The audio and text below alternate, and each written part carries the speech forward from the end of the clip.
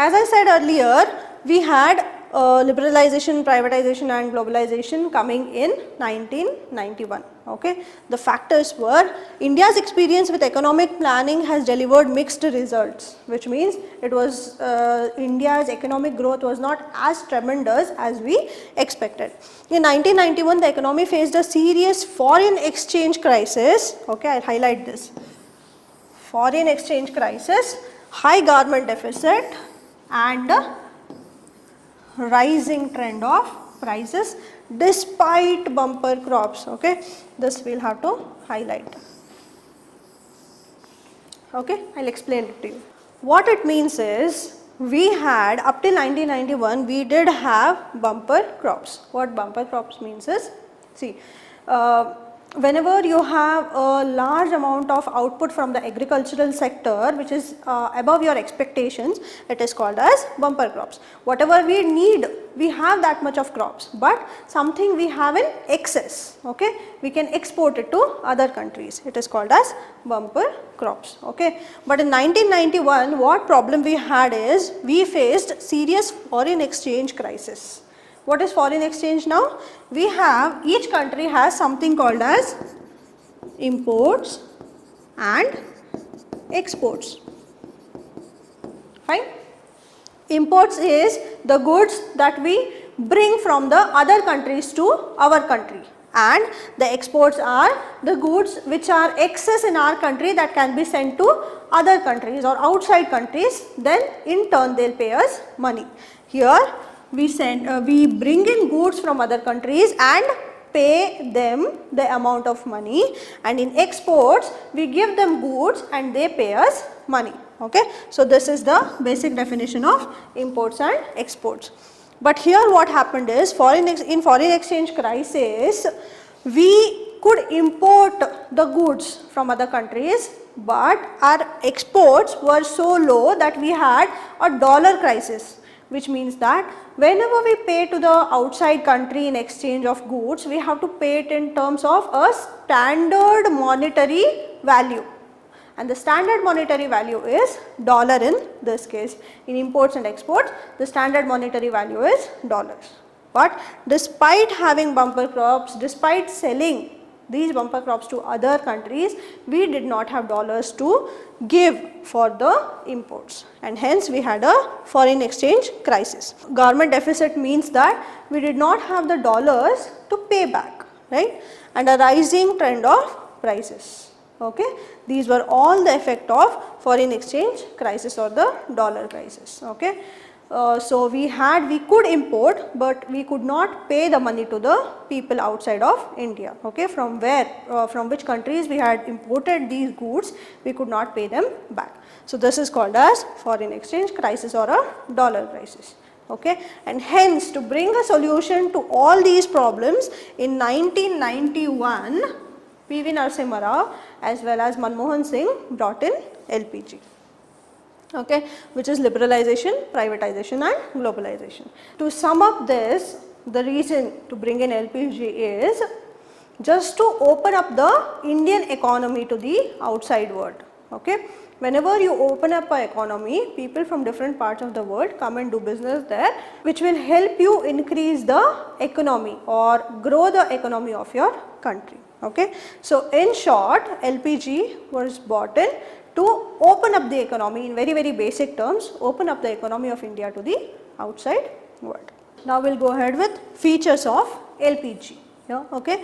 The first feature is, features of LPG is the characteristics of LPG. Okay. So the first feature is, the government reduced the number of industries under compulsory licensing. Before LPG was introduced, license is a grant that is given by the government of India to go ahead and do their business. Okay. So compulsory licensing for all the businesses and all the industries were there in force before 1991.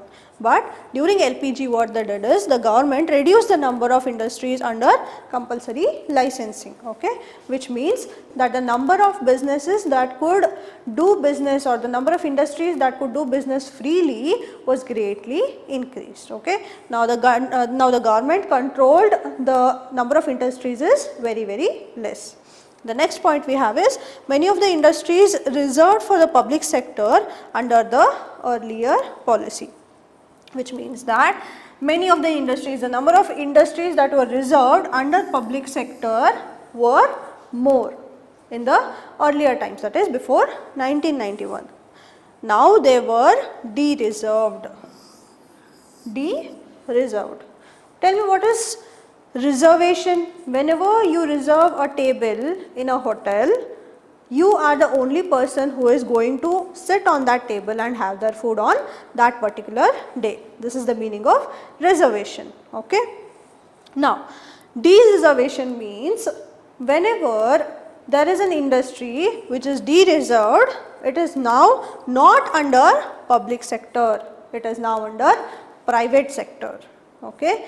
And this de-reservation opened up many industries to the public.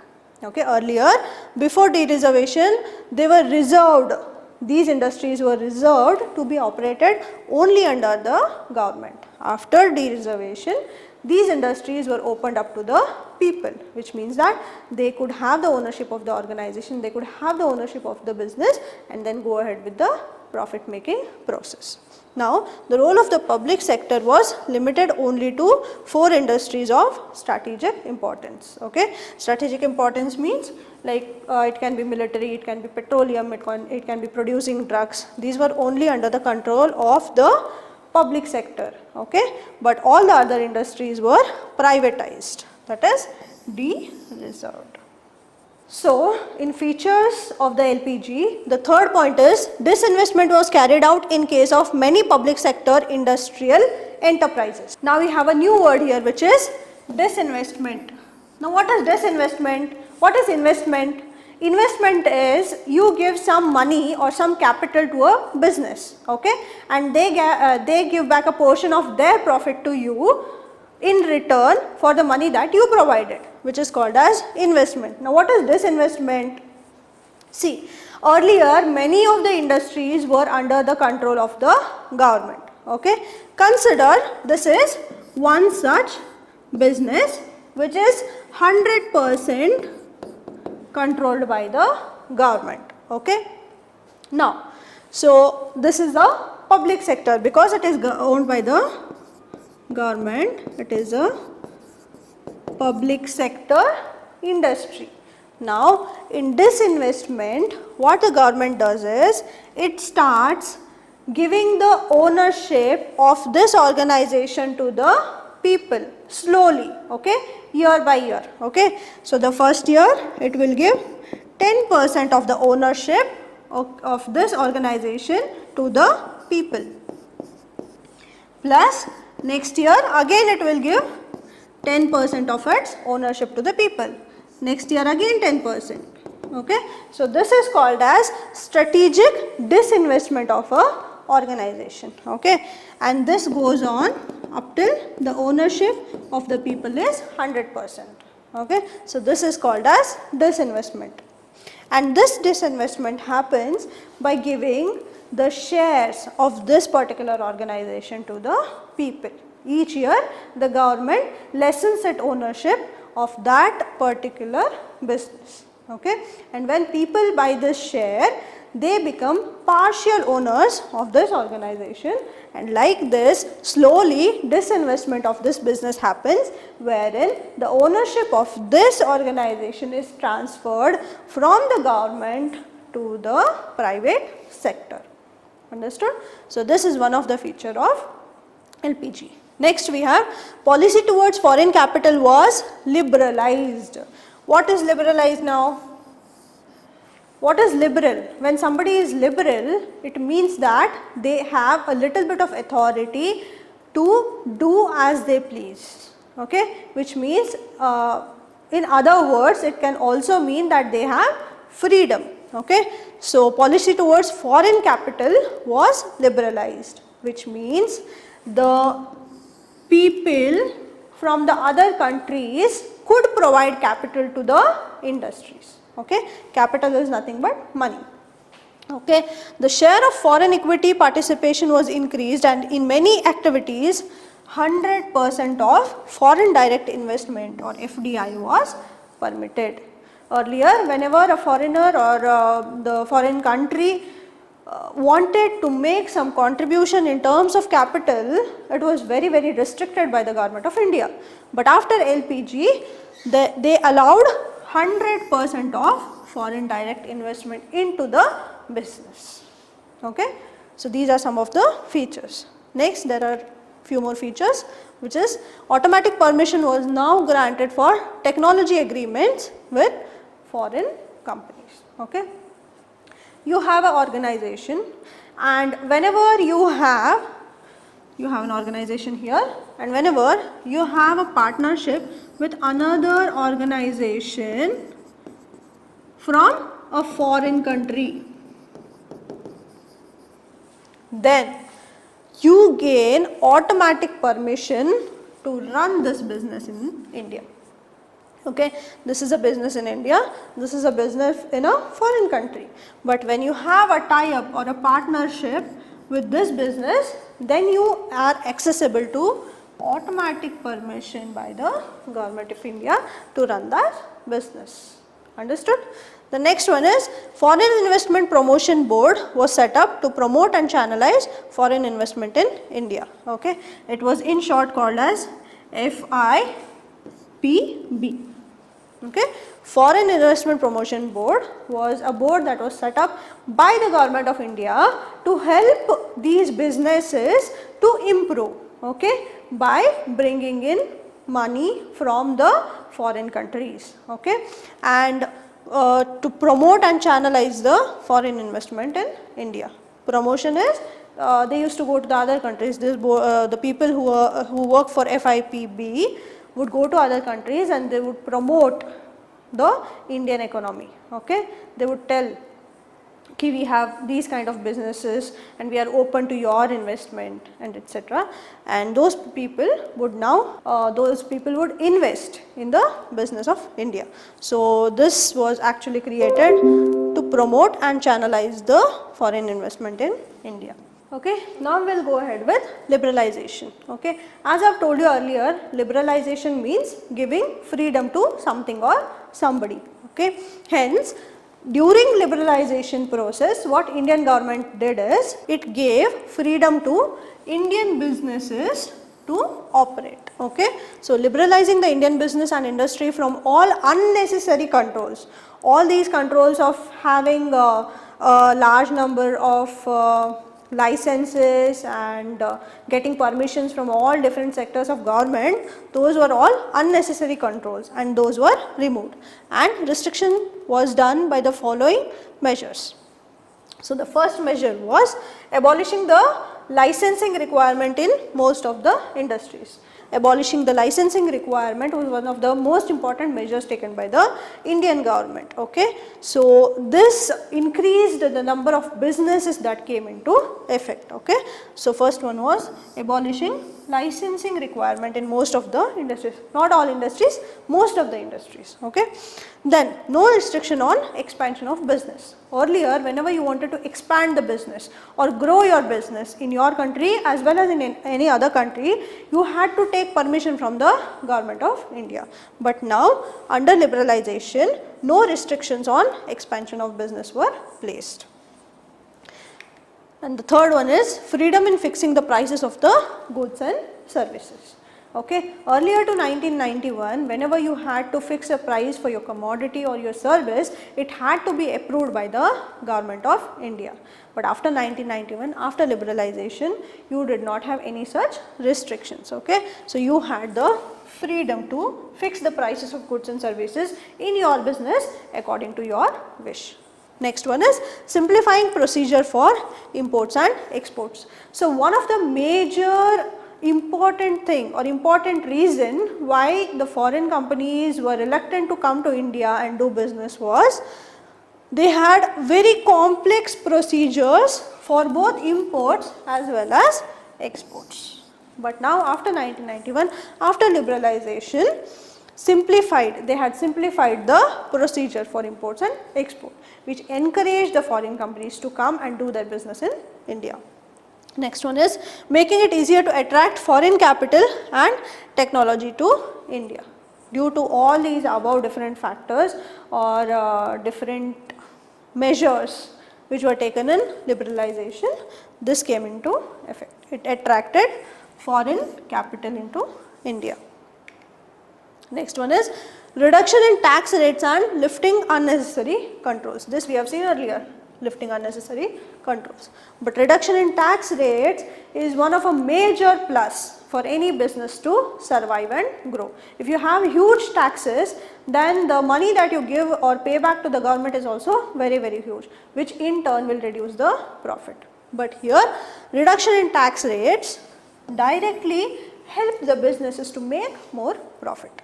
Next one is removal of restrictions on movements of goods.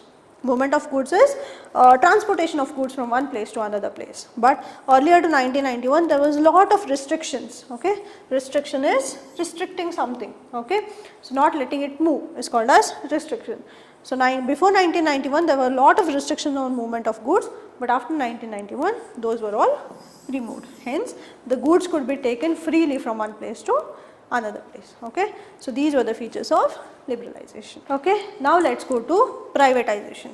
As the name suggests, privatization means privatization of the businesses which were earlier controlled by the government of India, that is public sector. So privatization means transfer of ownership from the public sector to the private sector is called as privatization. Okay, now let us see the features. The new set of economic reforms aimed at giving greater control to the private sector in the nation building process and a reduced role to the public sector.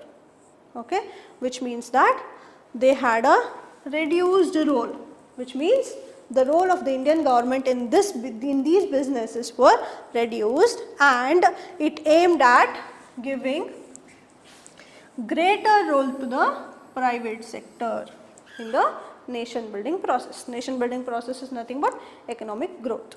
Fine. Next one is adopted the policy of planned disinvestment of the public sector. Okay. So you have public sector organization here. Now you give the ownership to private sector.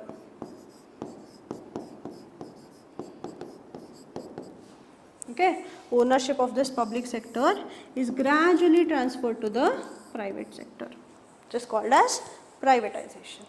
Okay, next slide. Disinvestment means transfer in the public sector enterprise to the private sector, as explained earlier. It results in the dilution of stake of the government in the public enterprise, which means that the ownership is slowly transferred from the government to the private sector. Then if there is a dilution of government ownership beyond 51%, it would result in the transfer of ownership and management of the enterprise to the private sector. Okay, consider this is a business that is owned by the government. Now if 51% of the stake of this business is owned by private sector, then the private sector becomes the owner of this organization. Now, okay. Now the control of the government, it is no longer called as a public sector, it is called as privately owned business. So next part is globalization. So now what does globalization means? Globalization means including India or integrating the Indian economy with the economy of the rest of the world, or a global economy is called as globalization. Till 1991, the government of India had followed a policy of strictly regulating imports in value and volume terms. Okay, which means that the Indian government had a very strict control on the value as well as volume of goods taken in from other countries, that is the imports. Okay, but these regulations were with respect to licensing of imports, tariff restrictions as well as quantitative restrictions. Licensing of imports is the government had to give you a permit or a license to import the goods. Then it had tariff restrictions. Tariff restrictions is tax restrictions as well as custom restrictions. Then it also had quantitative restrictions, which means, quantitative means the quantity of the goods that you can buy from other countries, okay, that you can import from other countries, okay. So earlier to globalization, the government had complete control on all these factors, but then later on the new economic reforms aimed at trade liberalization were directed towards import liberalization also. Trade liberalization as well as import liberalization. Export promotion through uniform tax structures, so that the country does not remain isolated from the rest of the world, okay. So uniform tax was applied, okay. So India could do business with all the different countries irrespective of the tax restrictions. This is all about LPG.